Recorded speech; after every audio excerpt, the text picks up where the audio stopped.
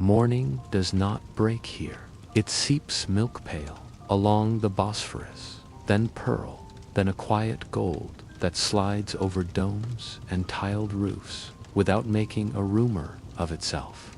The water receives the light like an old friend, rippling once in greeting and then lying still. A gull folds its wings and decides to postpone its first cry. Somewhere out of sight, a kayaks or tests the current with the soft shook of wood entering silk. You stand in a lane narrow enough that two hands could touch both walls. Lime-washed plaster holds the night's cool and releases it slowly, the way a careful host pours tea. Overhead, wooden eaves almost meet. Between them, the sky forms a ribbon that brightens by a brazier sleeps on a doorstep, its ash remembering the ember that will return. On a balcony, a copper pot catches the faintest coin of light and keeps it like a promise. The city exhales in layers.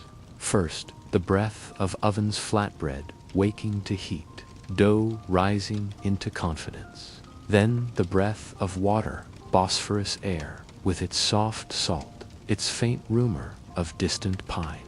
Then the human breath, low voices, the cough that clears a throat for the day's small negotiations, sandals tapping a pattern that is not yet a crowd. A vendor hums scales to warm his voice. A cat, the color of smoke, crosses the lane on silent pause and pauses to consider a shadow that has no business being so interesting. From far minarets, a call rises, not as a shout, but as a long ribbon unfurled into the air. The sound combs the streets and smooths them. Doors open, not all at once, but as if the city is blinking awake here, then there, then there. You lean on the frame a moment longer, feeling the grain of wood under your fingertips, the small roughness where a nail once stood and now does not. Your breath learns the day's tempo. In with the ovens, out with the water, in with the ribboned call, out with the hush that follows. Mist holds to the inlet like silk that doesn't want to leave a shoulder. On the hillside, cypresses stand like tall thoughts. A donkey steps carefully, as if the stones might be sleeping. A woman lifts a bucket from a courtyard. Well, the rope answers with a low note you could tune a morning by. She sets the bucket down without splash, water shouldering water until it decides to lie still. The gesture is ordinary and therefore beautiful. You taste the air and can list what it carries in the order it prefers. Damp stone, cool clay, the sigh of last night's coals, and then just beginning the sweetness of sesame and warm bread. A coffee pan whispers somewhere behind a shutter. Not yet for you, not yet. First light belongs to the city, and the city is generous when you let it begin before you. At the lane's end, the Bosphorus shows a slice of itself between two houses. You walk toward it without hurry, because the water is not going anywhere and would find it rude if you did.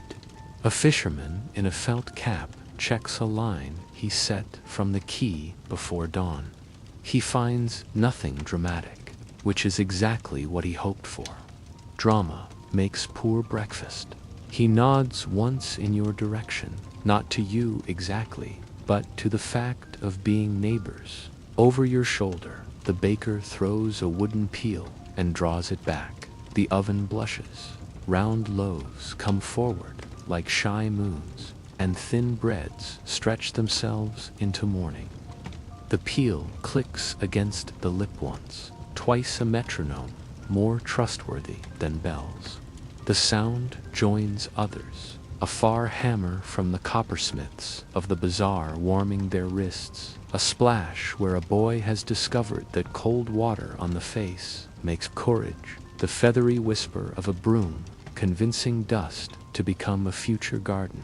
Light now slides along the blue of Iznik tiles on a fountain niche, finds the cool white of marble, and pauses at a brass stud on a door, suddenly gold.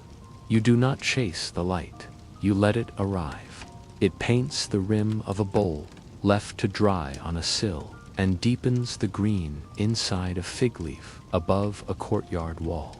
Even shadows seem refreshed, edges softened, as if the night had time to mend them.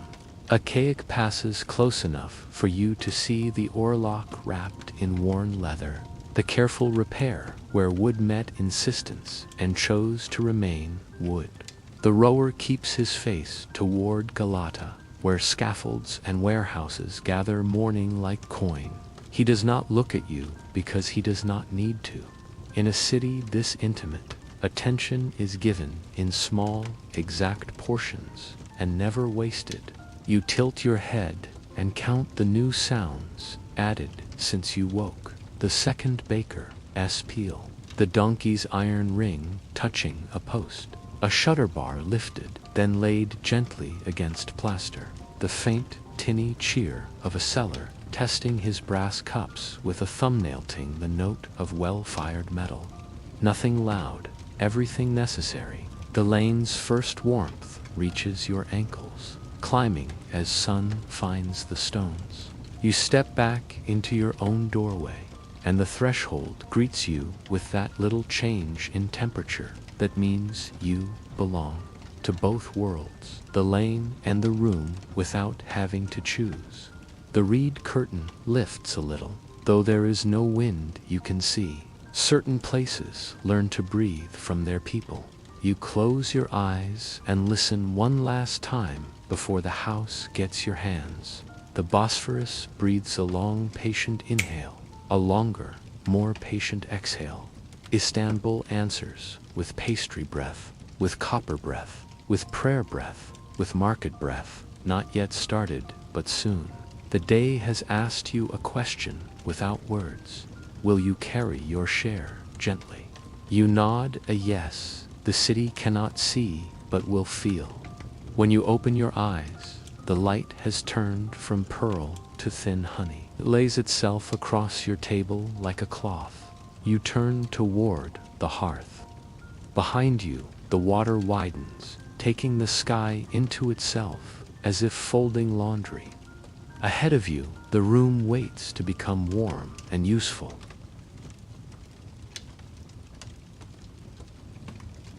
The reed curtain lifts for you and settles with a breath no one taught it.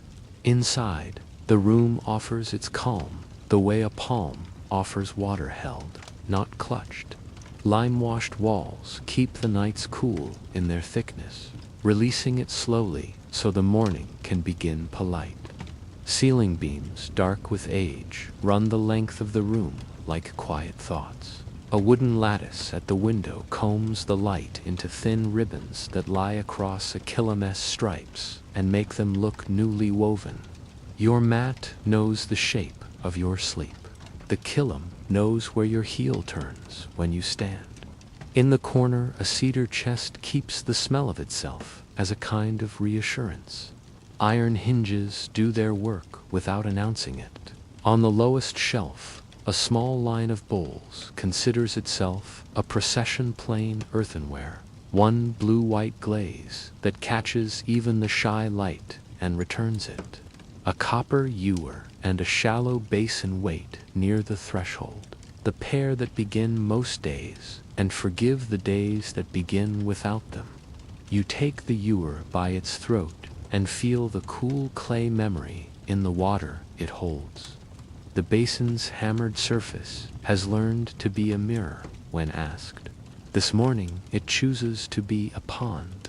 You pour, not in a rush, but in a curve, the sound bending to fit the room.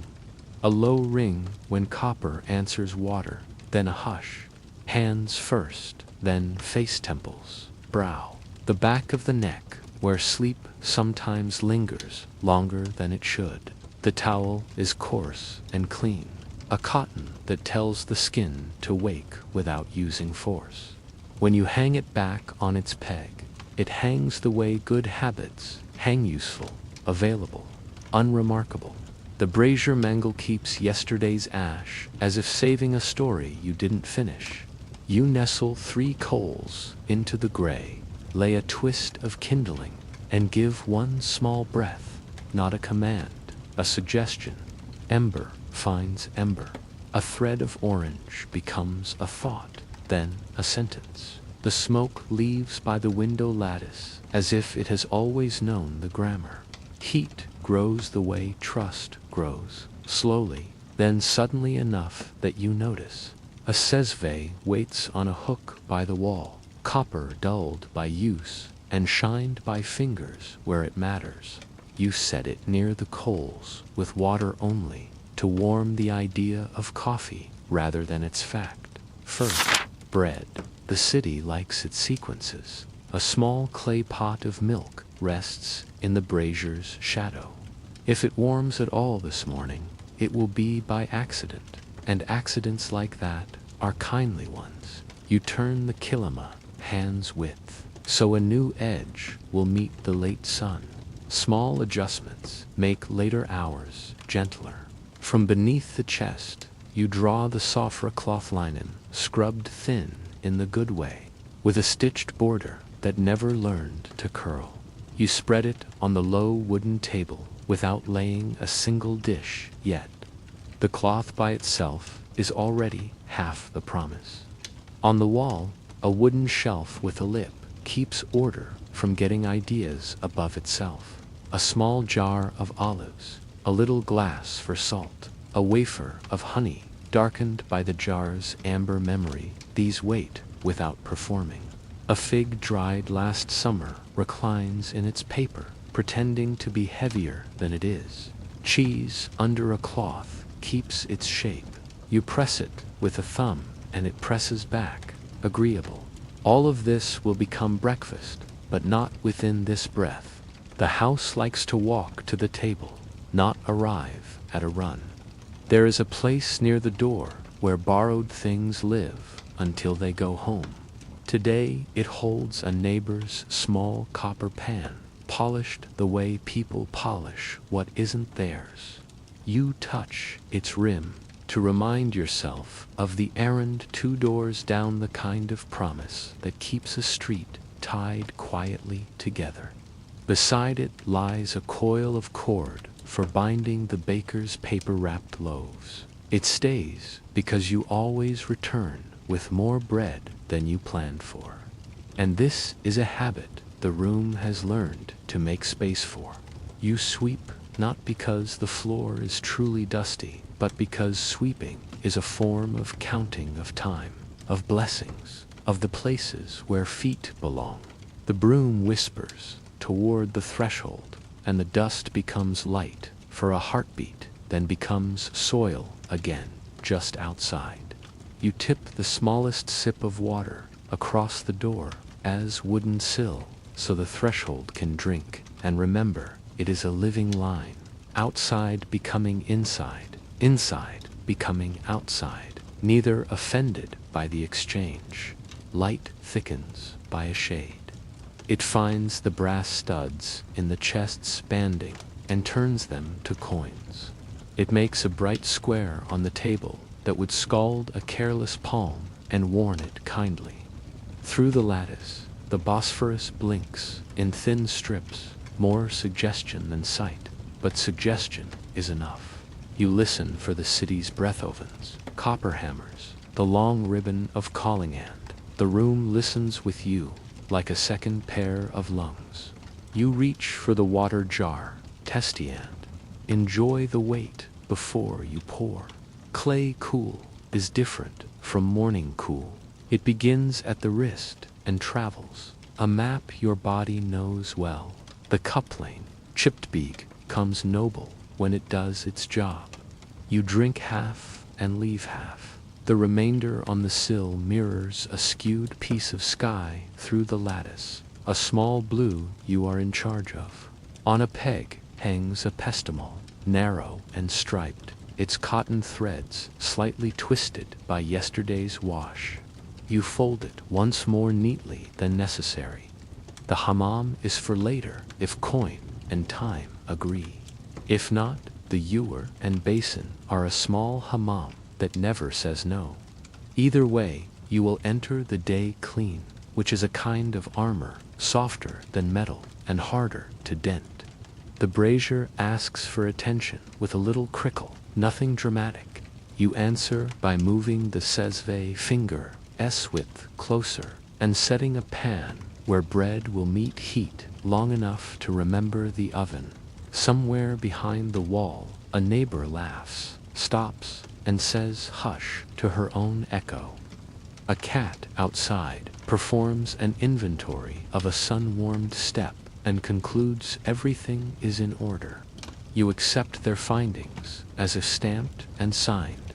You lift the sofa cloth's corner and smooth it again. Habit, elegance, the pleasure of a surface made ready. The room has no impatience. It offers you a chair that is not a chair, the mat, the walls cool, the knowledge of where your knees prefer to settle. You sit for a breath before the eating begins, because beginnings deserve witnesses. The lattice-drawn light rests on your hands. They look useful. That is all you ask of them. Before you stand, you check the small ledger of promises that lives in your head and has never needed ink. Return the pan. Carry bread to the elder 2 doors down. Save the first sweet sip of anything for the person who knocks with news, even if the news is only weather. These are the house rules that make rooms into neighborhoods, and neighborhoods into a city that can sleep at night. You rise, and the room rises with youth, the way a quiet friend stands when you do not to stop you, to accompany you. The brazier keeps its modest sun. The basin's water reflects the lattice, breaking the strips into gentle puzzle pieces. The sofa cloth waits for bread, as if bread were a guest who always arrives at exactly the right moment. You lift the curtain again. Outside, the day has stepped from pearl into honey. Inside, everything is where it belongs. Begin with bread, because the city prefers its sentences in that order. You lift the sofa cloth again and set a shallow pan over the brazier, close enough to remember fire, far enough to keep gentleness. A round loaf, still blushing from the oven, waits in its paper. Sesame seeds and black nigella cling to its crust like scattered stars. You untie the baker's twine with the one tug knot you like to teach, coil it for later, and lay the loaf on the warm metal. The room changes at once. Toasted seed, clean heat, a hint of smoke where yesterday's ash tells today's story. You cut not wedges, but breath-stinn slices that curl steam into the air. The knife's work is soft, the crumb springing back as if pleased to be chosen. On the cloth-lined tray, you make 3 small places, one for you, one for the elder 2 doors down, one for the house itself, the piece that waits for whoever knocks with news. The tray looks like hospitality, learning to walk. Cheese, next, because salt is a map for the mouth. You lift the cloth and press your thumb into the white square. It yields exactly as a good morning should. A line of olives follows, glistening with their own patience. From a jar you free a little garden, mint dill, a shy curl of green onion scents that wake without scolding. You tap a pinch of salt into a glass the size of an egg and set it where fingers can find it without looking. Now a small dare. From the shelf you bring down the jar that keeps grape molasses the color of late afternoon. Next to it, the bowl that remembers cream chemical and obedient. These 2 are cousins who pretend not to visit often. You place a spoon of cream on a plate and draw a thread of pekmez across it, so thin it looks like writing. This is not for every day. Today we'll forgive it. The spoon rests where it can reach both white and dark at once. A clay bowl holds a lentil soup you coaxed awake while the bread warmed onions tamed to sweetness, a squeeze of lemon hiding behind the steam. You stir once, only once, so the warmth will not forget its layers. Soup in the morning steadies hands. You learned that from someone whose hands steadied yours. You pour a ladle into the smallest bowl and leave the rest to meditate by the coals. Only now do you bring the says forward, water, a fine rain of coffee, and the sugar you keep for company rather than for cravings. You stir before the fire, not after. The says rides the edge of heat until the surface grows a tiny hill of foam. You lift before the hill becomes a shout, let it fall, and lift again, patience turned into flavor. The first cup is for the room. You set it near the sill so the lattice and the air can share its courage. The second is yours. You do not gulp. You let the bitter arrive, notice it, and watch it step aside for something darker and kinder. You taste the bread with cheese and a leaf of mint, and the morning writes itself on your tongue. Warm, salt, green. You taste the bread with pekmez and kamak, and the morning answers with a quiet smile it does not show to everyone. A single olive between sips resets the page. The soup follows, and you feel the stern kindness of lentil and lemon settle the space behind your ribs. These are small foods, but they vote together. The body wins by a landslide. You wrap the elder-s portion, 2 slices of bread, still warm enough to steam the paper, a neat square of cheese, 5 olives, never 4, a sprig of dill that looks like a blessing. You add a cuplet of soup under a cloth, so it will not show off. The borrowed copper pan goes on top, polished and heavier than the food below it. Returning a thing laden makes a street loyal. Before you step out, you assemble the house's share on its tray. A slice of bread, 1 olive, a spoon of soup, the smallest corner of cheese. You leave it by the door where a knock will find it, and you do not peek to see who takes it when the knock comes. Gifts, in this room, are allowed to complete themselves without audiences. Back at the table, the last sip of coffee keeps its foam like a stubborn moon. You tap the rim once with your nail tells you. The cup is sound, and somehow, so are you. You set the cup down, and the ring of coffee it leaves is a dark circle the size of a coin. You could spend it on more hurry, but you decide to save it for more calm. A cat nose appears under the lifted reed curtain, considers the room's order, and withdraws with the manners of a guest who has changed their mind in the kindest possible way. You take that as approval. You fold the sofa cloth over the remaining bread as if tucking a child. The brazier's coals sink into themselves, finished with announcing and happy to be. You carry the elder's parcel to the threshold. The tray by the door waits for its future visitor. The soup sighs in the bowl like a satisfied thought.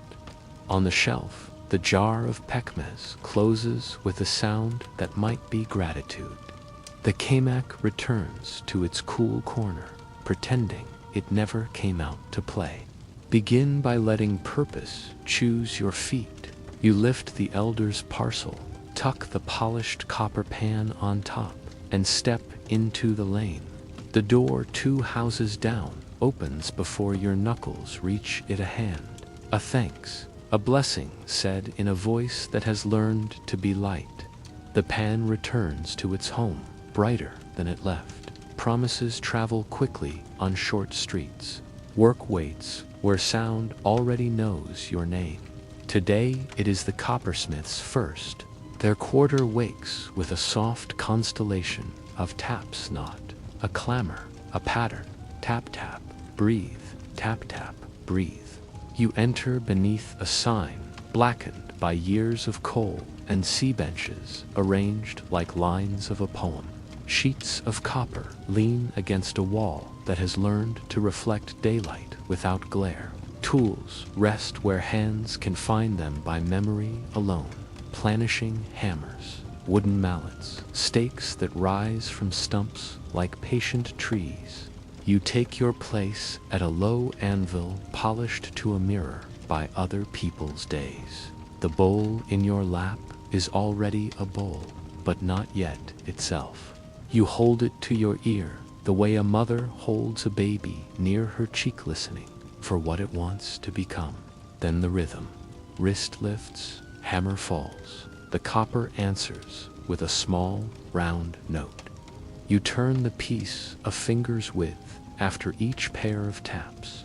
The edge decides to be truer. The bass learns to sit without rocking. Heat blooms through metal and into your palm in the way warmth climbs water in a kettle, quiet, obvious, trustworthy.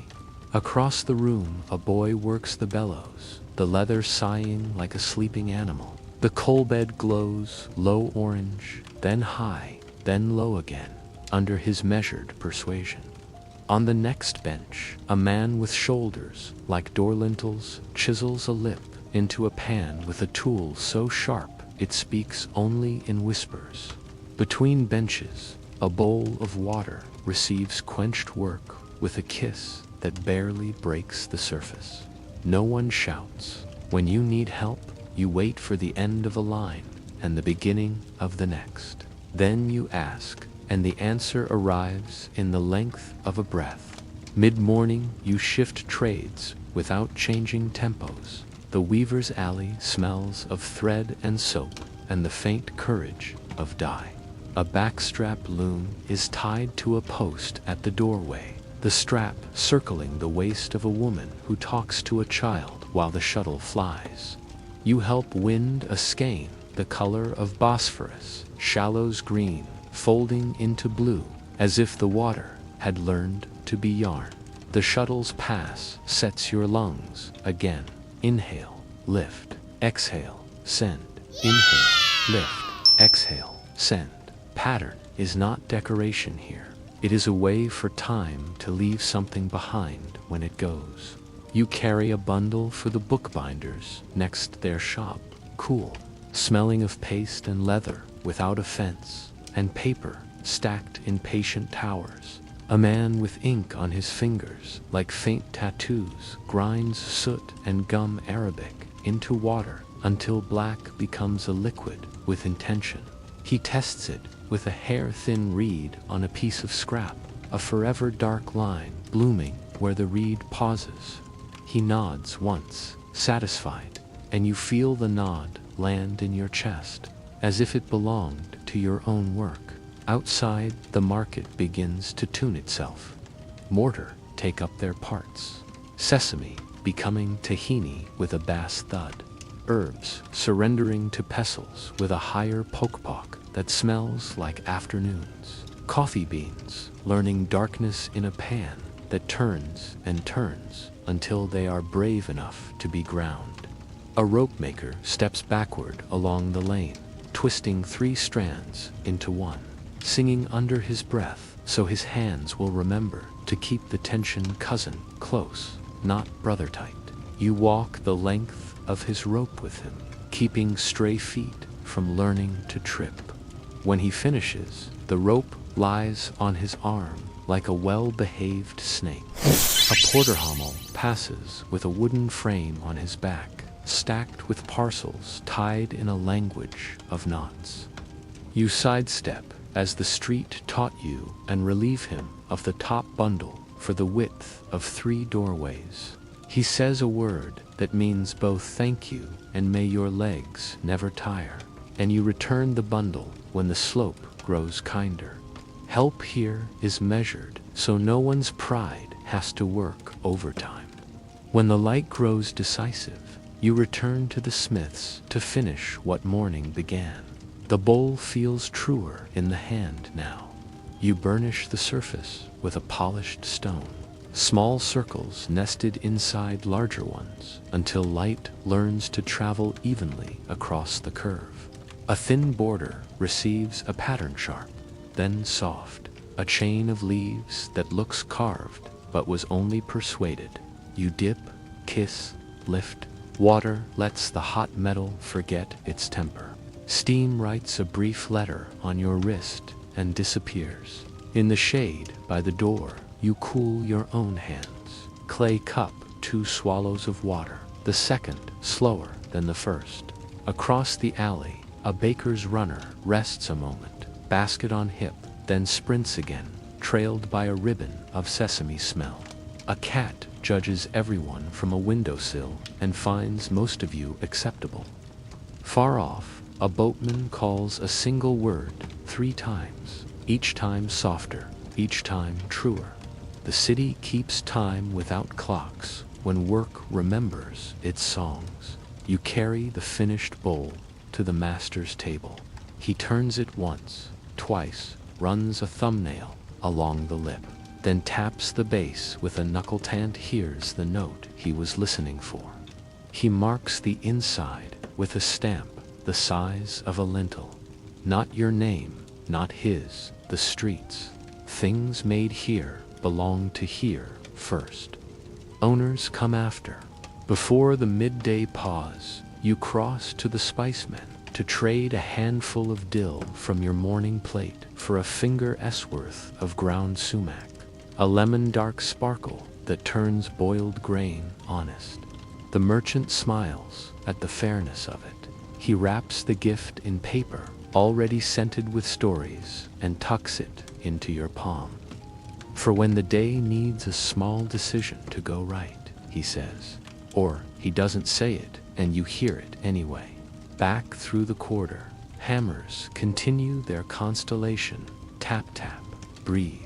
Tap, tap, breathe.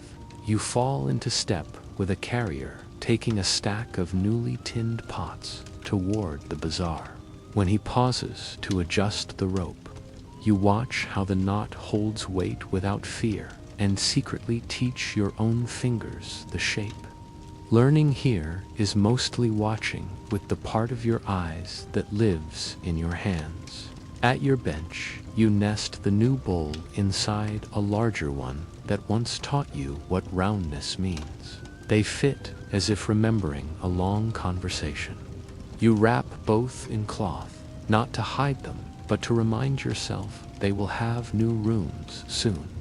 Then you wash your hands in a basin that reflects a slice of sky. Soap is a luxury measured in thumb widths. You use one, the exact one you need. The water runs a thin ribbon back to its bucket. None of it complains. Work doesn't end, it loosens. You bank the coals so the afternoon will not have to start from ash. You hang the hammer on its peg where it can sleep without falling. You lay the burnishing stone in a shallow dish so dust will not write its own uninvited pattern on it. You sweep the bench toward the door because copper likes to travel on soles less than on cloth. Each small act returns the room to a kind of quiet that makes tomorrow eager to begin. You step into the lane and the quarter exhales, with you smoke a little thinner, light a little thicker, hunger walking toward bread in a way that is not impatient but sure. Your shoulders carry the good weight, the kind that tastes like usefulness. Your hands hum even when still, remembering tools the way lips remember a tune after the singer has gone. The market does not arrive all at once. It tunes itself. You enter on the side where shade is generous and voices are already warm but not hot. Arcades hold the morning like cupped hands, and the flagstones remember 1,000 careful steps. Ropes cross doorways, holding bunches of drying mint and curls of lemon peel. The breeze edits their perfume into a sentence you can read with your nose. Weights and measures introduce themselves before people do. A scale's armrests level. its pans like two patient eyes. The merchant touches a counterweight bronze polished, where thumbs always land in, sets it down with the neatness of a period at the end of a line. Beans walk from scoop to pan. The arm dips, then rises to true. No one claps. Exactness is applause enough. Color gathers into islands. Pyramids of figs blush in the shade. Pomegranates show a star at their crowns, as if trying on the sky's jewelry. A tray of pistachios holds a green so soft it almost hums. At the bread corner, cimet rings, sesame constellations line in golden stacks. You pass to boys plating, rush into baskets. They talk without looking at their hands, and the baskets listen for them.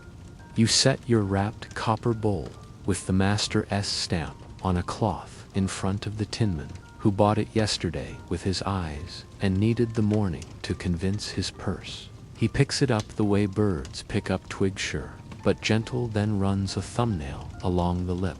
Tonk. The note is honest. He smiles with one side of his mouth. The other side stays careful. Price becomes numbers spoken low, then fractions traced in the air, then a nod that lands like a seal on warm wax. Coin travels one way, the bowl the other, and both journeys look satisfied. Gossip moves here like a breeze that knows names. The Black Sea boats brought mackerel fat enough to shine, their fresh indigo in the dyer's quarter. But the vatmaster is in a mood. Come with patience. Last night the moon wore a thin scarf. It means good luck for small trades, not large promises. You collect these sentences in different pockets of your head, none urgent, all companionable. A coffeeman lets his sesvalor whisper on a tray of sand, flame hidden, heat even. He pours a sip into a thimble glass for you to test. Roast, no sugar, no cardamom, just the bitter that teaches sweetness where to stand. You tilt it back. Your tongue learns the alley's weather. He refuses coin for the taste and accepts instead your promise to send the bookbinder who likes his beans dark as ink. Debts here take many shapes. All of them want remembering, not recording. At the cloth arcade, you let your fingers read textures. Bursa silk that slides like water on polished stone. Soft angora that keeps warmth without weight. Cotton woven tight enough to hold a story. A seller unrolls an indigo-dyed length, and it falls with the clean sound of a page turning. You do not buy. You borrow the blue for later and pay it back with a look that says, not today, but soon. Desire that can wait is a kind of wealth. Trays sing brass on brasses. Tea-boys thread the lane with saucers chiming like very small bells. They move around porters with wooden frames on their backs, around scribes hunched at low tables writing tidy petitions for hands that speak better with work than with words. Around a storyteller on a stool whose voice climbs like a tame vine and then rests while coins decide if the tale should have another leaf. You pause for 2 sentences of his truth wrapped as mischief, then continue, carrying the rhythm of his pauses in your own step. You keep the market's rules without needing to think them. Never set a basket outside the width of your shadow. Let a porter keep the crown of the slope. Touch fruit with eyes before fingers. Turn your body sideways at a bottleneck so two can be many. When an argument approaches, 3 nearby hands lower its voice, 1 on a forearm, 1 adjusting a scale, 1 rearranging a display. So there is suddenly room neither party realized they needed. The quarrel forgets why it came and wanders off to buy raisins. Near the spicemen, a mortar makes thunder politely. Sesame enters as seed, and leaves as tahin, ribbons of paste folding on themselves like well-behaved river water. The cellar lifts a lid and allows only smell to escape, smoke from paprika, sunlight from sumac, a secret from black commandant shuts it again before greed can form a plan. You trade your small packet of dill for a pinch of that lemon-dark sumac. He nods as if you have both remembered something obvious at the same time. Your wrapped thread from the weavers finds its buyer at a stall of buttons and togglesteiny, moons carved of bone, small suns of brass. The button man tests the thread's strength with a pull you have come to trust, firm enough to be true, gentle enough not to lie. He pays in coin, and in a proverb you Haven tea heard said that way. A straight cord teaches the cloth to be honest. You accept both, richer for the second. You drift toward, scales catch the light, and throw it back to the awnings. A man with hands like maps fillets a mackerel in 3 strokes that end with the blade wiping itself clean on the fish's own shine. He lays the bones aside for broth that will visit someone's cold later and leave it at the door on the way out. You think of soup and lemons and decide the thought is enough. Noon will be kind without fish today. In a narrow run of stalls, the calligraphers keep a lagoon of quiet. Pens of reeds stand in cups like marshes with perfectly straight reeds. A master draws a single letter the height of your thumb, and it looks like movement trapped in the act of leaving. His apprentice grinds ink in circles small enough to calm a horse. You do not speak here.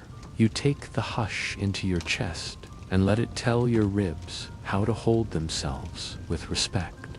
Not far away, a woman sells ribbons and rumors. She ties a length of crimson around your finger knot to keep, just to feel, then slips it free in a gesture that translates to, soon there will be weddings on your street. You remember the bread you set aside for a knock and the way celebration travels faster than weather. Your smile answers yes, without making a promise it cannot keep. When your basket is lighter, in the right way, emptied by trades, not by haste, you visit the stall where lost things wait to be found. A boy stands there with a single glove, describing its partner to the keeper. 3 lines on the back, a stain shaped like a comma, the smell of rosewater, because his mother is not careless. The keeper listens, weighs the truth of the description, and produces the glove with a grin that asks for 1 coin and receives 2, exactness, again rewarded. You pause in a square piece of shade where pigeons keep appointments.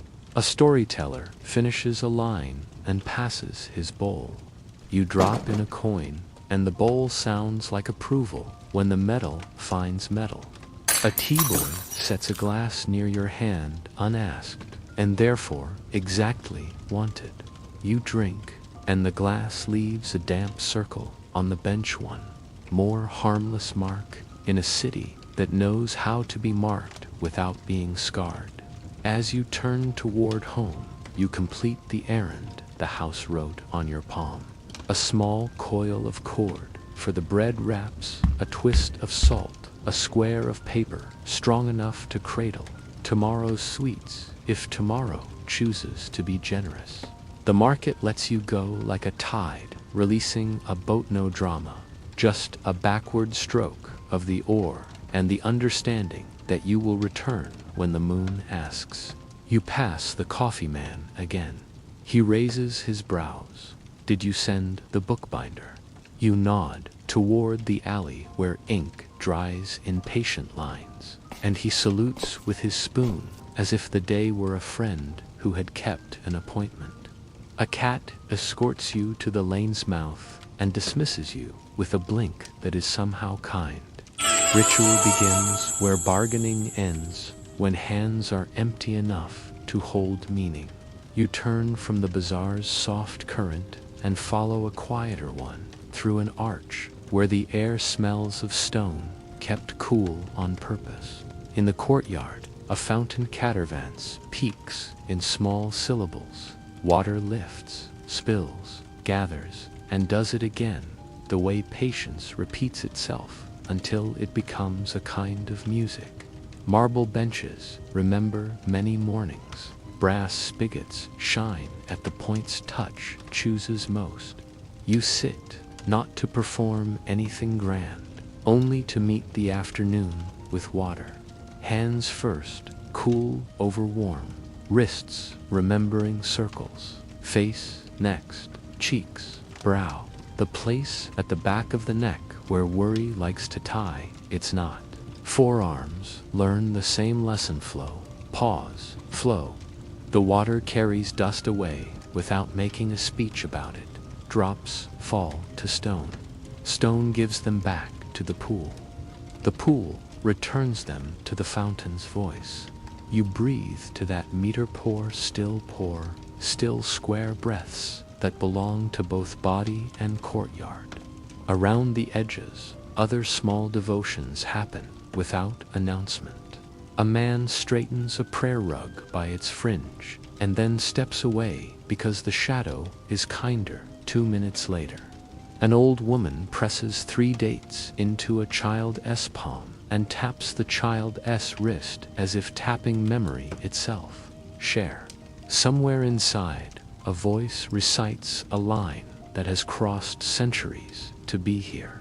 And the sound is not loud or private, it's simply accurate, like light finding tile.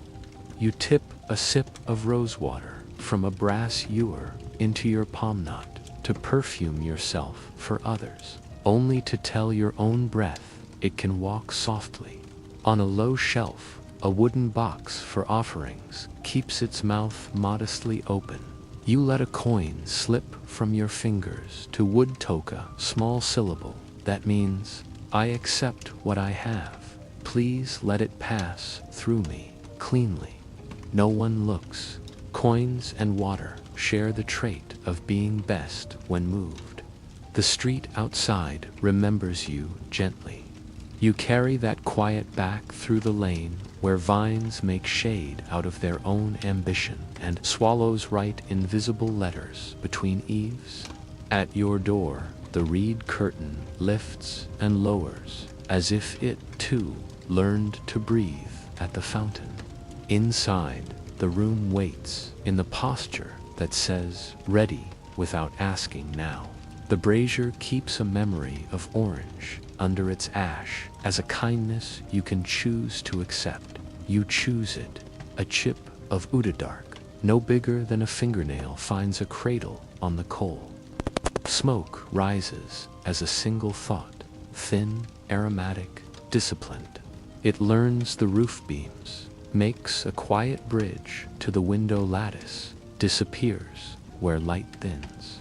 You guide it to the room's 4 corners by lifting the brazier a little north, east, south, west, not as a performance, as a tour. Here are the places we keep calm. Here are the places we keep gratitude. The smoke agrees by being temporary. All good reminders are you sweep. Not to correct a mistake, but to continue a sentence you began this morning. The broom writes toward the threshold.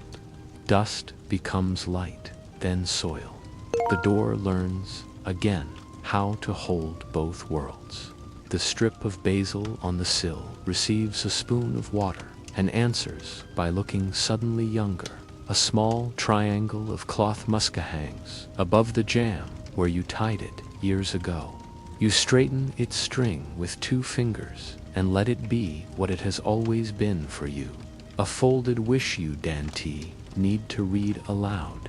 The rug turns a hand S width, so its border faces the direction a nail S noon shadow once taught you. You do not fuss over degrees. You accept that precision lives in intention when intention minds its manners. You place your hands on the wool and feel the day tell itself true bread, copper, market, water, smoke. Words arrive, short as footsteps. Thanks for tools that behaved. Thanks for voices that chose low. Thanks for the coin that left my hand and didn't miss me. Thanks for the patience I borrowed and returned. Your lips move or they don't. Gratitude works either way. A string of beads, test waits on the shelf. Not a tally, a rhythm. You turn 33 of them with the same pressure you use to test whether bread is still warm at its heart. With each bead, your shoulders forget a small, unnecessary task. You do not chase thoughts away. You give them seats until they decide to leave on their own. When the last bead returns to the first, the circle looks pleased to have proven itself. By the window, the new cup from the potter sits where a breeze can find it. You tap its rim with your nail tipped. Let the sound travel through plaster and back into your palm. It feels like a nod, returning to its sender. You place a shallow dish of water on the sill for the sparrow whose thirst is always exactly the size of a thimble. The sparrow arrives as if rehearsed, drinks, flicks its head gratitude without grammar, and vanishes into the rafters of the city. There are neighborhood devotions too, and the house keeps a list of them. The Imaret 2 streets down will ladle soup at dusk, as it always does lentils, persuaded into kindness. Bread that believes in crumbs. You set aside a folded cloth and a clean bowl now. Arriving prepared is a way of saying thank you before the gift. Next to the bowl, you place a note only you can read. Remember the elder's story about the bridge. Ask for the ending. Stories, like prayers, dislike being left unfinished. Light shifts to its late afternoon color honey, thinned with milk. You trim the lamp's wick so evening won't have to squint, and you check the oil with a tilt that spills nothing. The lamp answers by smelling faintly of olive and old books. On the chest, you lay a ribbon from the bazaar across a folded towel knot as decoration, as a promise to carry news when news arrives. Birth, marriage, the kind of safe return that neighborhoods celebrate with sweetness. From the lane comes a voice, teaching a child the respectful way to step around a prayer mat, not over the corner. Around the edge, hands still. You smile because instruction sounds like love when it is patient. On a neighboring rooftop, laundry becomes flags of ordinary victory. A woman lifts a sheet and the sun reads it front to back. Somewhere, a call rehearses a single note and holds it just long enough to remind the hour where it is in the day. You pour a thimble of water across the threshold. Hello to the world that will cross it later. Goodbye to the dust that should not. The wood darkens, then brightens again. Ring gone as if it never was. Lesson remaining as if it always will be. You hang the broom bristles up. Lay the beads on their cloth. Settle the rug where your knees will remember what to do without asking. And nudge the brazier's coal until the oud gives one last elegant breath. If there is a rule here, it is this: let small things do big work.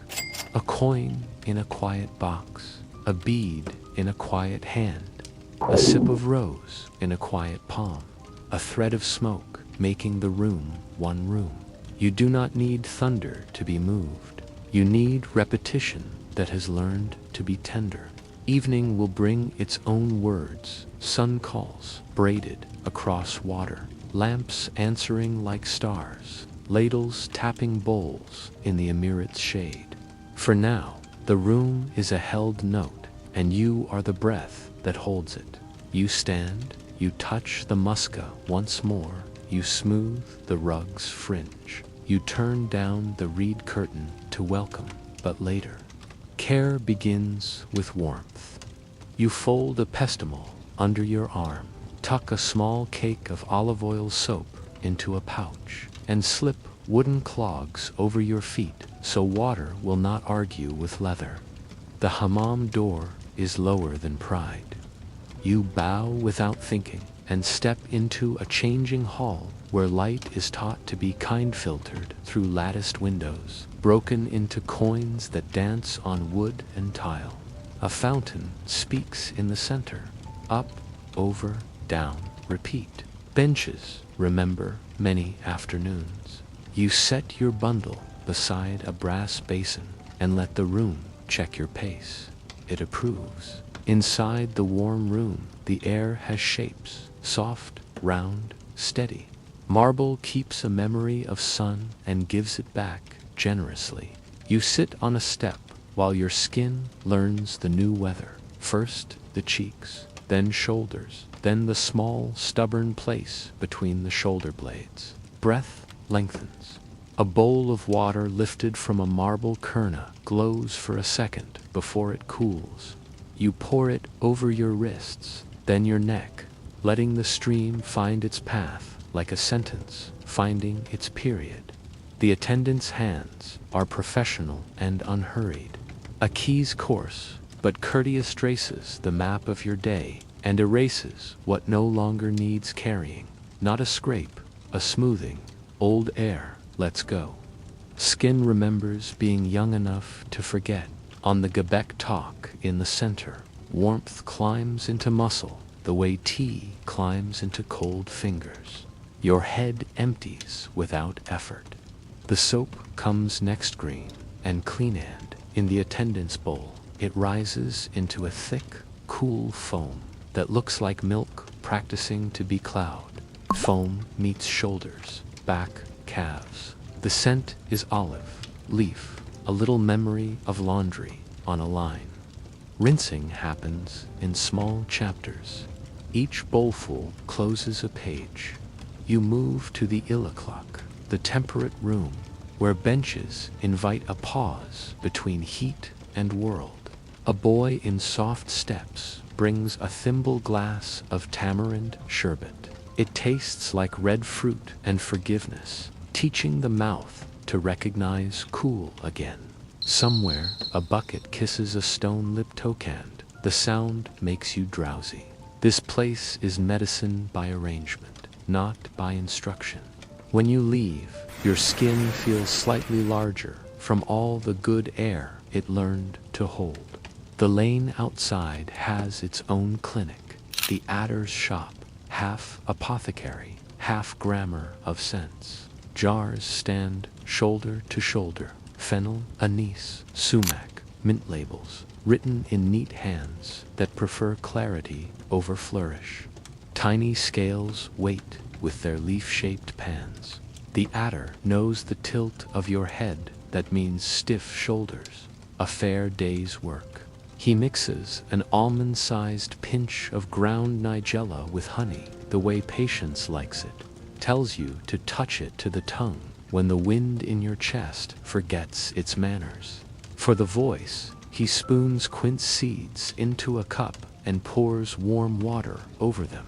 They bloom into a gentle gel that coats and comforts. For the cough that belongs more to weather than to worry, he suggests time steeped just long enough to teach the steam your name. He weighs willow bark, for someone else wraps mastic, for a woman who prefers her breath to smell like clear mornings and hands you rosewater. Not as perfume, but as instruction dabbed at the temples. It tells the head to loosen its grip on small thoughts. You offer coin. He accepts less than you offered and more than he asked. A story about the copper bowl that sang tonk when it should. He laughs the approving laugh of one craft hearing about another. Next door, the barber's chair is a kind of prayer mat for backs. He reads the knots under your skin with fingertips that speak the same language as old tools direct, friendly. A hot cloth rests across your shoulders like a short nap. A thumb finds the place where habit hides and persuades it to open without announcing the negotiation. He oils the temples with a drop that smells of bay leaf and late summer. The razor glints, and then is only sound, a soft, careful whisper that edits what needs editing and leaves the rest of the page intact. When he is done, he tips your head forward and presses 2 knuckles into the base of the skull light, precise, a door unlatched. You pay with coins, and with the proverb the button seller gave you earlier. The barber pockets the coins and keeps the proverb, which is the right division. In the quieter alleys, remedies grow in pots, mint licking the rim of a clay jar, basil pretending not to need attention, a lemon cut in half on a sill to lend its scent to the room behind it.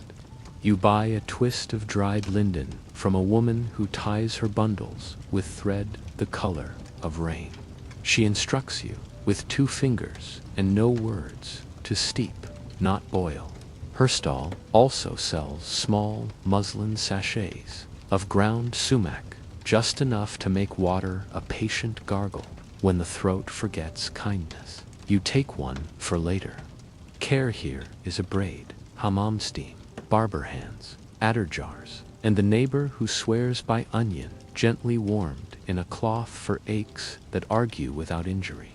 You pass that neighbor and she tucks a scrap of mint into your palm as if hiring you to carry its fragrance down the street. You agree to the position. At home you place the day's small medicines where they belong. Quince gel in the cool corner, not for now. The nigella honey at eye level, a reminder that strength also lives in spoonfuls. You heat a little water and let linden loosen in it until the cup smells like afternoons that do not hurry. 1 sip, then another, and the chest remembers its larger rooms. On the sill, you leave a thimble of rose water for the air itself. The room breathes it and becomes more itself. There is care that comes with ladles, too. Near dusk, the immerette opens its hands. You bring the clean bowl you set aside earlier, and a woman with wrists strong from kindness fills it with lentil soup that has learned softness all day. She taps the rim with the Ladell Toka blessing that works whether or not you believe in blessings. You carry the bowl home as if it were a sleeping child. Steam writes your route in the lightest ink. Back inside, you divide soup the way decency divides good fortune, a portion for you. A portion under a cloth for the elder 2 doors down. Sumac dust gives the surface a dusk-colored halo. Bread listens, then agrees to be dipped. The first spoonful leans all the way to the place behind the ribs and sits there with authority. You put the elder's share on a tray, and when you knock, the door opens with the smile that soup specifically produces. Evening finds you with a strip of cloth warmed on the brazier laid across your shoulders. The day's knots have signed a peace they can live with. You touch rosewater to your temples and hear a smaller, quieter city open behind your eyelids, one where footsteps are soft and rules make room instead of corners. You count a short rope of beads, not to reach a number, to give your hands something to do while your back learns to be unimportant. Outside, a sherbet seller tilts his brass jar, and the lid sings, "You do not go." It is enough to know sweetness is walking the street on clean feet. When you lie down, the mat greets skin that is newly polite. Your breath smells faintly of time and rose and borrowed patience. The city has worked on you without demanding attention. Heat, steam, oils, leaves, ladles, proverbs, hands, none of it flashy, all of it steady. Travel here begins with tying and untying. You loop the cord around the bread parcel with the knot that forgives a tug. Lift the tray for the elder's bowl if a refill is needed, and draw the reed curtain with your forearm so both hands stay free. The lane receives you at the pace you offer. Stone remembers morning cool in its seams. Laundry draws pale flags across the sky from window to window. You turn your body sideways where two baskets negotiate the same doorway, and no one loses face. At the corner, a porter adjusts the wooden frame on his back. You step behind him for the width of 3 doorways, letting his rhythm lend you its steadiness. He stops to retie. You wait to pass until the rope finishes its sentence. Courtesy here is measured in heartbeats, not speeches. The street falls toward water by degrees, each landing a small stage where the city changes actors.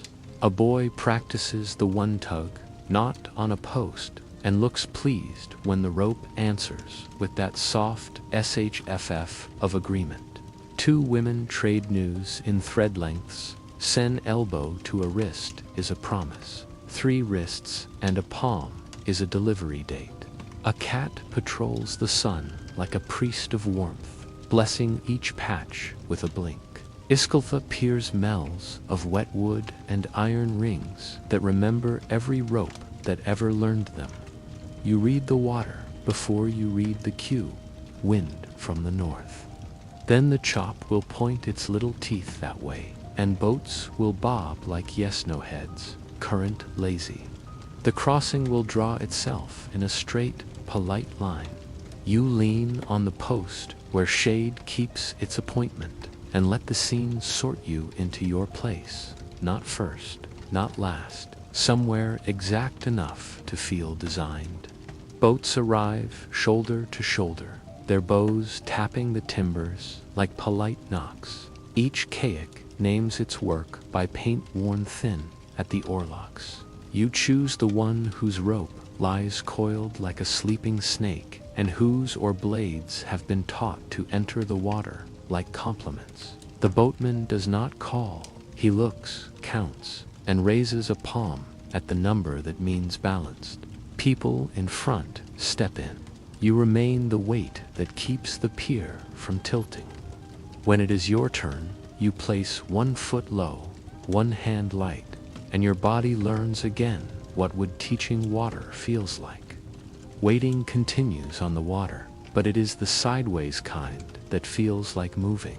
The boatman writes short letters with his oars dip, draw, lift and. The Bosphorus reads them without complaint, smoothing each sentence as soon as it is written.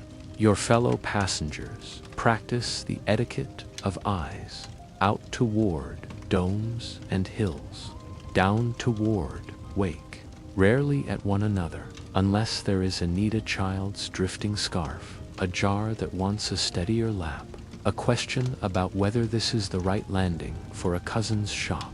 Needs are met. Attention returns to water. Mid-channel a gust stands the little waves on end, just long enough to tickle the boat's ribs. The oarsman shortens his stroke. Conversation shortens with it. A gull glides so close you hear feathers negotiating with air. On the far bank, Galata climbs its hill in wooden steps and stone teeth, warehouses tasting tar and rope. Behind you, domes keep breathing like slow animals. The city holds both shores in its mouth and never bites down.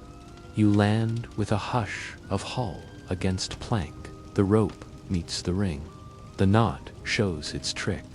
The boat thanks the pier with a nudge and a sigh.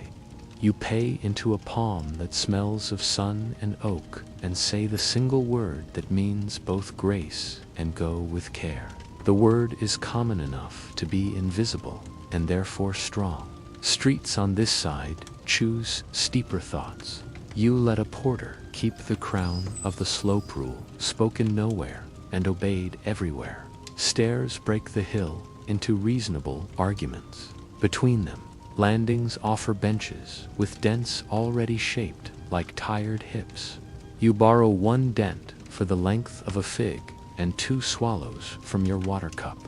A stranger sits at the other end and opens a paper cone of roasted chickpeas. You accept 3 fingertips, 2 fingertips, currency of rest. Errands move like beads on a string.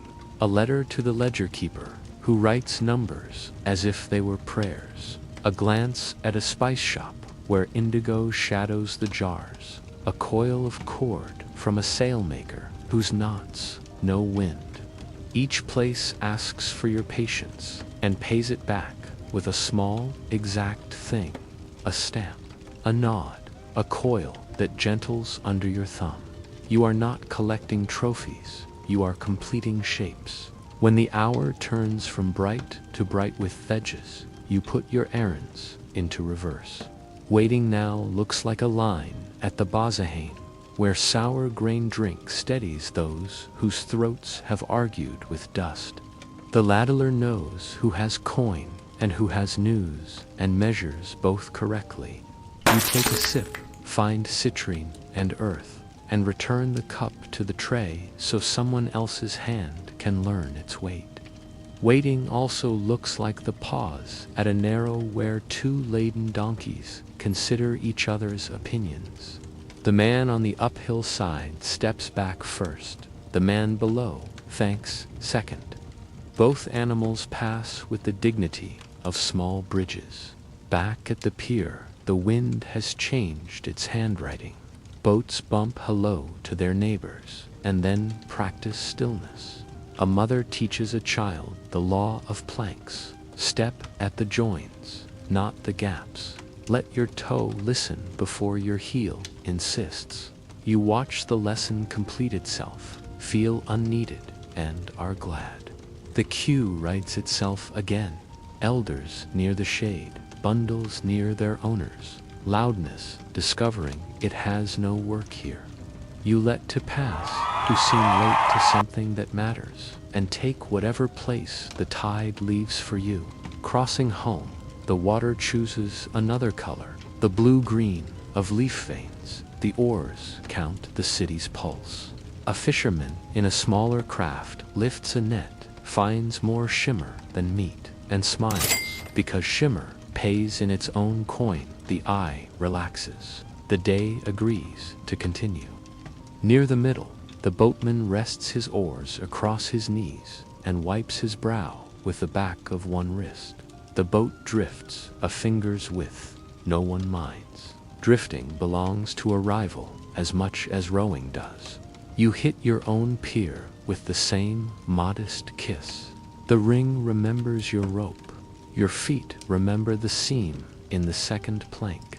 The lane remembers your pace and resumes it for you, like a good friend finishing your sentence. You pass the bakery, which has learned the afternoon smell of itself, fat and fat, deciding to be kindness, once more and you by a ring of cement, just to place it still warm on the tray at your door. For whoever knocks with weather or blessing, the knock always comes. It is one of the city's talents. Not all travel is by water. Some is by patience. At the bathhouse corner, you stand in the moderate shade while a cloud chooses between 2 roads. A man with a frame on his back tries one door, then another. The parcel belongs to neither. You read the address as if it were a familiar proverb. Point him up one alley and left at the cherry cellar. He tilts his head and receives the map as if you handed him a ladle full of relief. He goes. The air around you feels lighter. On the way home, you stop where the street makes a porch for the sky. You drink the rest of your water.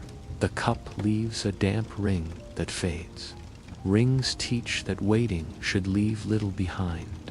You adjust the bundle on your hip by a thumb's width and continue. Somewhere to your right, a storyteller's voice climbs a rung and rests. Somewhere to your left, a pigeon decides the stone needs blessing and obliges. Your steps confess their number only to the stones. The stones keep secrets. At your door, the reed curtain lifts with its small breath. You enter with the day's map on your skin, salt in the hairline, dust a suggestion at the ankles, a slight swing in your shoulders from the boat's remembered grammar. You set the coil of cord where tomorrow's bread will be wrapped, hang the cup mouth down, and tip a spoon of water onto the sill for the sparrow, who arrives as if summoned by intention more than sound. Travel ends the way it began, with untying. You loosen the knot on the small parcel that carried a note for the ledger keeper. The cord twists back into memory. You slide coins into the bowl where coins learn to rest. You turn your face to the window, where domes keep their patient breaths and masts write verticality against a sky that is practicing dusk. Rules here do not brace like walls. They sit like furniture, used, steady, easy to lean on, and easier to forget until you need them. You meet the first rule at your own threshold. Smooth the mat's edge with your foot, so the next heel, one tea catch. Tip a thimble of water along the sill, so inside and outside shake hands. If two people arrive at a doorway at once, the one carrying heat or soup goes first. The one with empty hands earns the pleasure of yielding. Streets teach their grammar with small lessons. In a narrow where baskets meet, bodies turn sideways and become thinner stories. A porter keeps the crown of the slope. The rest of you take the cool edges. When steps climb, feet keep right, so T-boys can descend like fast commas without upsetting anyone's sentence. Benches belong to hips that have worked. Children learn this without being told, the way sparrows learn wind. Measures have names and manners. At the grocer's, Akka waits with smooth bronze cheeks, sit inside a scale that knows level by heart. At the cloth stall, an Arshan staff, polished by so many palms, it shines like reason decides, a fair length. A posted nar sheet, its ink calm and exact, reminds prices to behave themselves. The market inspector walks not as a threat, but as a metronome. He tests a cup with a fingertip, listens for ting, and leaves the stall better than he found it, sometimes by a word, sometimes by a raised brow, always by example. Cues in this city are poems with repeating lines. At the bakery, sesame constellations of cement wait for hands that wait for one another. If a soldier or a midwife appears, the poem rearranges itself kindly and then remembers its original meter. At the imret, the ladle taps a rim tokanned bowls, step forward in a choreography nobody wrote and everyone knows. Alms boxers keep their mouths modestly open. Coins enter like rain that does not brag about being rain. Boats carry their own code. Knots must be the kind that forgive a tug. Wakes are kept small near piers and smaller under bridges. If wind stands up without invitation, oars shorten their sentences and conversation follows. The boat that caught the eddy first leaves the mouth for the boat that didn't. Thanks travel as glances, not speeches. Ropes lie coiled like sleeping snakes when not in use, because even rope deserves a decent rest. Workshops hum within soft borders. A hammer returns to its peg with the face turned inward. A burnishing stone sleeps in a shallow dish, so dust will not write uninvited patterns. Borrowed tools live on the peg nearest the door until they go home heavier with polish than with pride. Apprentices sing counting songs in low voices that keep warps honest. The song does not belong to the singer, it belongs to the cloth. When an edge frays, the needle hears a whisper and answers with a stitch. If any task grows loud, the rule is to stop first and think longer. Disputes are kept small enough to carry. Two cellars hint at the same span of shade. A nearby bench offers judgment without words. A hand touches a forearm near the wrist. A scale is adjusted a thumb's width. The stall shifts the width of a palm. If coins truly went astray, a keeper at the lost things. Matt asks for a description exact enough to make the truth visible. 3 threads of red in the tassel. A nick shaped like a crescent. The smell of rosewater because a mother is careful. Proof arrives as detail. Agreement arrives as to nods and a smile that does not need teeth. Houses keep their own constitution. The first sweet sip is for whoever knocks with news, weather, birth, safe returns. So the threshold learns to welcome. The broom stands bristles up when off duty. Water for drinking comes from the jar that hums higher. Water for sweeping from the jar that hums lower. A borrowed pan lives by the door until it walks back to its owner, preferably carrying something it did not leave with. Promises hang from a peg only long enough to be remembered. Pegs like being empty by dusk. Guilds long collar hold streets together without tightening them. Masters stamp their work not with names, but with corners and crescents that say made here, meant to last. The crier of the street repeats what needs repeating, closed for a wedding. Open late for a shipno, louder than necessary, and never twice if once was enough. If a judgment is required, the Qadi listens to both sides in a room that teaches voices to sit down before mouths do. Records are written in neat hands because neatness calms memory. Sound obeys time. After the last call, lamps take turns being fire. Music keeps a light hand so sleep can find the houses that invited it. Night watch moves like wind along walls to remind the stones that they have company. If a conch horn threads a single line over water, the city accepts the knowledge and folds it into quiet rather than stitching a crowd to it. Morning will make room for answers. Night prefers rest. Even weather has procedures. First rain makes doorways wider, one stranger per lintel.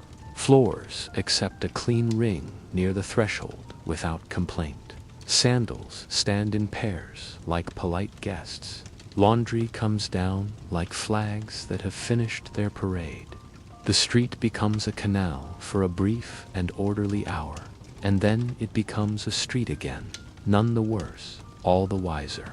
Children are introduced to law with games. A string tied low across a garden mouth teaches feet to lift and seeds to live. A pile of smooth stones at a gate counts how many went in and how many came out. When numbers match, someone taps the top stone and announces victory in a whisper, because victory is shy.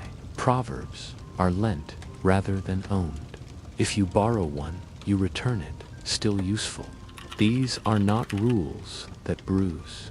They are agreements that breathe, weights that tell the same truth tomorrow, cords that measure the same length in any hand, doors that remember which way they swing, spoons that know when toke means enough.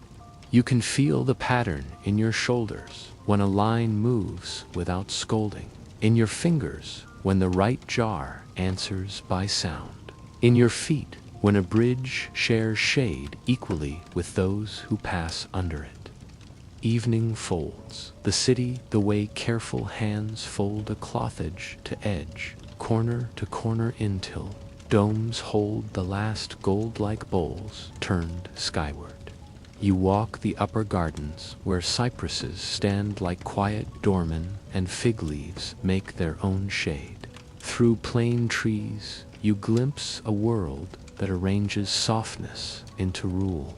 tiled walls, cool as river water. Mother of pearl shutters, catching a line of sun. A fountain that speaks in measured syllables. Lift, spill, gather, hush. You do not go in. You do not need to. The gate is open, a hand's width enough for looking, not for crossing. Inside, caftans sleep on carved chests, their silks the colors of pomegranate skin and shallow sea. A tray of sherbets blushes in thin glass rose, lemon, sour cherry each, with a sliver of ice like a kept secret. A coffee set sits on a low table, finken nested in filigreed zarf, lids domed like tiny mosques, spoons that have only ever touched sweetness. A servant warms water to the edge of a boil and then persuades it back, a whisk of cardamom size into the air. A ney flute unrolls a single note into the garden and ties it to a breeze. Even footsteps here have manners. On a stand by the window, a sheet of paper waits for a pen that writes movement into stillness. The calligrapher tests a stroke. The letter stands upright, as if listening. Nearby, a book of marbled end papers, clouds of ink taught to float, then fixed forever rests, like proof that even chance can be asked to behave. You admire what you can read from outside. Ease, polish, hush. Luxury is not a crime, it is a language. You take the lesson, you can use that care. When patient becomes comfortand, leave the rest where it belongs. The path down from the garden returns you to the city's ordinary miracle. Lamps wake in archways one by one, small stars that know their places. Cooks lift lids and let evening out.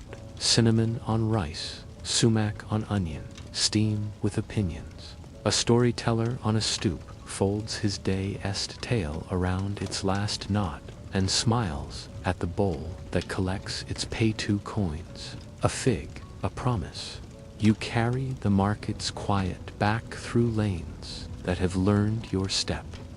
At your door, the reed curtain lifts and lowers welcome, and later, inside, the room remembers you. The copper bowl you planished this morning rests on the chest, catching the lamp in a soft circle. The cup you chose at the bazaar stands on the sill, cool as a river stone. You warm a thumb of milk, whisk a pinch of leftover coffee into it, and let the foam climb a little hill before it decides to be reasonable. One sip is courage. The second is permission to stop. You slide the elder's clean bowl to its shelf, lay the new coil of cord by the breadboard, and touch the peg where borrowed things live. It is empty in the best way. You set a ring of simmet on the tray by the door for the knock you always expect and never predict whether. Birth, a nephew's letter from a ship. Gifts here know the way without being called. The lamp asks for its small ritual. You trim the wick, tilt the oil, and watch the flame narrow into clarity. On the threshold, you tip a spoon of water. Hello to the world that will cross it in the morning. Goodbye to the dust that shouldn't. The wood darkens, then dries, leaving only the lesson. You straighten the little charm above the jam. It has guarded everything it needs to guard by reminding you to be gentle. Dinner is not a performancy. Sturde's lentils persuaded again with a breath of lemon. A shake of the dusky sumac you traded for dill. 2 olives who understand patience. Bread listens, then agrees to be dipped. You eat slowly enough to hear the city lower its voice. The last peel clicking at the oven lip. A porter setting down his frame with a gratitude that sounds like wood, enjoying stillness. Water shouldering water along the quay. If you want ceremony, you make it small. A strip of rose water at the temples to invite quiet thoughts. 3 beads turned not counted. The new cup tapped once so, the room can tell you you've done enough for one day. You fold the sofa cloth so its stitched border lies true. The brazier becomes embers, embers become ash, ash becomes tomorrow's beginning. Tools stop being tools and start being shapes. You lie down. The mat offers the hollow you gave your other shoulder this morning. The blanket remembers your knees and keeps them from arguing with the night. Through the lattice, the Bosphorus holds a coin of moon and spends it slowly on the water. Somewhere, a conch line crosses from shore to shore, thinned by distance into something like silk. The city breathes bread breath, copper breath, prayer breath, market breath, sleeping hand. Your lungs keep time. You allow one more thought of the gilded garden of cups in their jackets, of tiles that could cool a fever by being looked at tanned. Then you let it go. Familiarity is its own luxury, a cup that fits your hand because your hand taught it how.